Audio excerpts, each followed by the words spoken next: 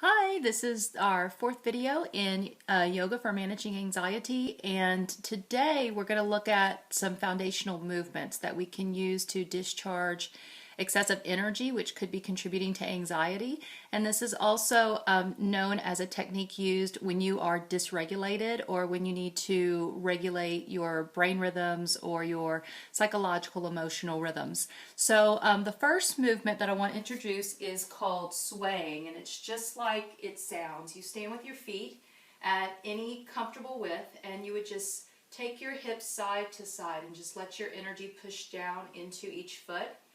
And you could experiment with different widths with this. Usually the wider the stance, the more it could create more of a sense of disassociation from the body. So generally, if you can start with the feet at about hip width or so, and then eventually bring them in slower, so you start to become just a little more introspective and more in tune with physical sensations closer to the core of the body.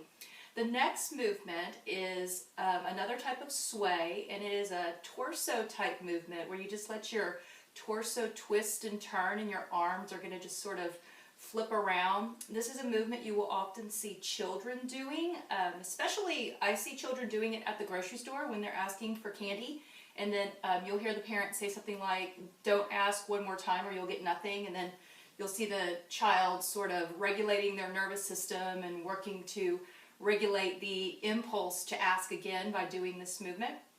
So just like the other one, you can start with the legs at about hip width and then maybe take them wider. Notice how you feel, and then bring them in again. Eventually bring the feet in towards the center of the body.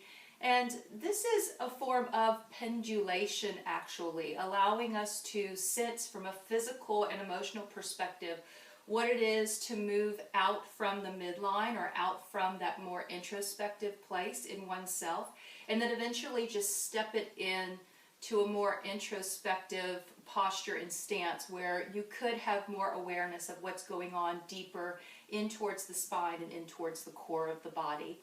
The next video we have is going to have a little bit more movement and some yoga poses, also a mudra, and it will round out our series on yoga for managing anxiety. I hope you have a fantastic day. Namaste. My soul greets yours.